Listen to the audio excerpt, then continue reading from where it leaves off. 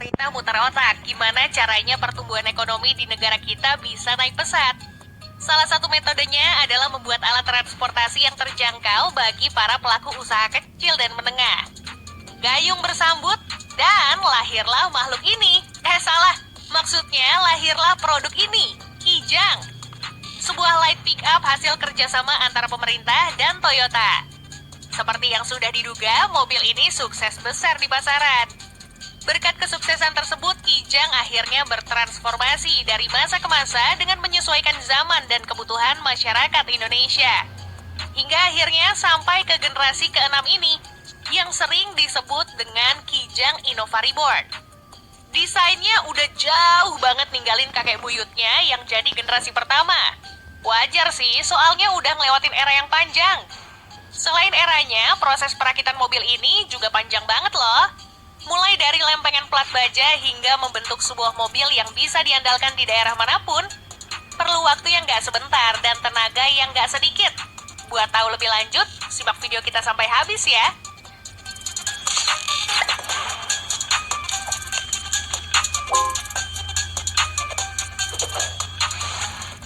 Seperti yang tadi udah disinggung sedikit, Kijang punya sejarah yang panjang di Indonesia. Bermula di dekade 70-an saat presiden kala itu ingin agar industri dalam negeri dapat ditunjang oleh kendaraan-kendaraan niaga. Singkat cerita, Pekan Raya Jakarta tahun 1977 menjadi saksi lahirnya mobil yang kelak akan melegenda ini. Bermula dari pick up yang serba sederhana dengan mesin 1200 cc, Kijang sukses merebut hati masyarakat luas. Melompat ke tahun 1981, generasi kedua lahir, dengan beberapa improvement utamanya di sektor mesin. Generasi ketiga di tahun 1986 menjadi penanda era Kijang yang menjadi mobil penumpang. Gak lagi berbentuk mobil bak seperti lazimnya disebut banyak orang. Generasi Kijang Super makin gila lagi. Mayoritas orang Indonesia pasti pernah ngerasain namanya Kijang Super.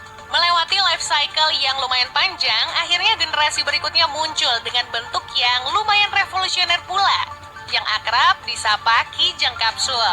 Tapi Kijang benar-benar berubah total saat generasi Innova muncul di akhir tahun 2004. Namanya aja Innova, pasti isinya inovasi semua dong. Hingga nyaris 11 tahun berikutnya lahirlah Innova Reborn yang hingga kini kita kenal. Banyak yang bilang kalau visi dari Kijang Innova sekarang gak lagi sama dengan tujuan awal Kijang dibangun sebagai mobil rakyat. Uang udah gak murah lagi kan harganya? Tapi apa benar duit yang dikeluarin sebanding sama yang dikasih sama Innova baru sekarang? Mending lihat deh nih, pabrik Toyota di Karawang, Jawa Barat yang menjadi penyumbang terbesar produksi Innova di dunia. Semuanya dimulai saat blok mesin mulai dibuat. Sebagai pabrikan yang mapan, Toyota tentu merakit sendiri semua mesin-mesin yang digunakan, meski fasilitas pabrik yang berbeda. Kerennya, material yang digunakan berupa logam daur ulang loh. Hasil potongan bodi yang udah nggak kepake bakal dilebur menjadi blok mesin nantinya. Blok mesin yang udah jadi bakal dibawa ke ruang pengecekan buat mastiin hasil cetakannya presisi. Robot yang meriksa ini canggih banget loh. Tinggal sentuh dikit, dia bisa tahu ukurannya udah cocok apa belum. Setelah diperiksa, baru part-part mesin lain dirakit bersama blok ini. Tuh lihat, ada crankshaft dan piston-piston yang siap dimasukin ke blok mesin. Habis dari mesin, kita ke pabrik bodi. Ingat sisa-sisa potongan baja tadi? Nah, asalnya dari sini nih. Lempengan baja ini bakal dipotong sesuai bentuk mobil. Tentunya itu bikin ada sekian persen dari lembaran tersebut yang nggak kepake. Setelah lembaran tadi dipres sama mesin hidrolik berkekuatan ribuan kilogram, lempengan baja tadi bakal berbentuk seperti panel-panel kayak gini. Habis itu, panel tersebut disatukan pakai metode welding atau pengelesan. Bukan pakai mesin las yang buat bikin pagar rumah ya, tapi robot-robot canggih yang udah diprogram sebelumnya. Dengan robot-robot tersebut, dijamin kualitasnya bakal rata tiap unit. Saatnya masuk ke proses yang paling seru. Udah pada tahu dong apa itu? Yes, pengecetan. Tapi sebelumnya, bodi tadi bakal dicelup terlebih dahulu ke larutan khusus yang dialiri listrik bermuatan negatif. Tujuannya buat melindungi bodi dari serangan korosi seenggaknya sampai lebih dari 20 tahun ke depan. Baru deh masuk ke tahap cat yang dilakukan sama robot-robot canggih. Buat Innova sendiri, calon konsumen bisa memilih di antara 5 warna, yaitu Attitude Black Mica, dark gray metallic, silver metallic, super white, dan phantom brown. Khusus tipe Venturer, ketambahan red mica metallic. Kalau udah catnya kering sempurna, saatnya masuk ke lini perakitan. Di sini semua perangkat interior sampai mesin dan kaki-kaki disatukan. Yang pertama tentu saja kacanya dulu. Habis itu baru masuk ke bagian-bagian interior. Nah, interiornya ini nih yang keren banget. Berasa nggak naik kijang lagi kan? Kelihatan banget kalau Toyota bikin mobil ini naik kelas dari yang sebelumnya cuma mobil niaga kelas proletar. Semua sisinya dibuat dengan desain yang apik serta material berkualitas. Lanjut, kini sasis leather frame-nya udah nunggu buat ketemu dengan bodi mobilnya. Di sasis inilah mesin-mesin yang sebelumnya udah dirakit bakal duduk nyaman. Ngomongin soal mesin, Innova punya dua opsi mesin. Pertama, tentu saja 2000 cc bensin berteknologi dual VVTi yang tenaganya 137 horsepower dan torsi 183 Nm.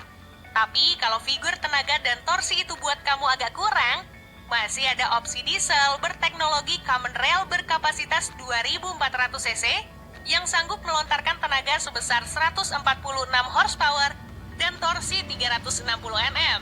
Tenaga dari kedua mesin tersebut disalurkan ke kedua roda belakang melalui opsi transmisi manual 5 speed dan matic 6 speed. Setelah disatukan dengan bodi, karyawan bakal memeriksa kekencangan baut-baut pengunci. Itu penting loh, soalnya berpengaruh banget ke rigiditas sasis. Nanti naikannya malah nggak enak.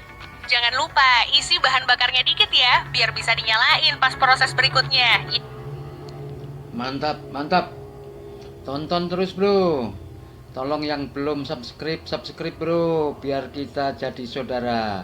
Tonton terus sampai habis, biar Anda bisa bikin mobil sendiri. Amin. Lanjut. Yaitu quality inspection. Pertama ada dyno test yang mengecek performa maksimal dari kendaraan yang diuji. Kalau lulus, mobil bakal dipindahin ke pengecekan selanjutnya. Terowongan ini bakal menghujani mobil dengan ribuan milimeter curah hujan buatan. Tujuannya buat ngecek apa terjadi kebocoran atau enggak. Kalau enggak, ya syukur deh, mobil bisa keluar dari pabrik dan siap dikirim. Ada yang dikirim ke dealer domestik, ada juga yang naik kapal buat diekspor ke beberapa negara yang menjadi tujuan Toyota.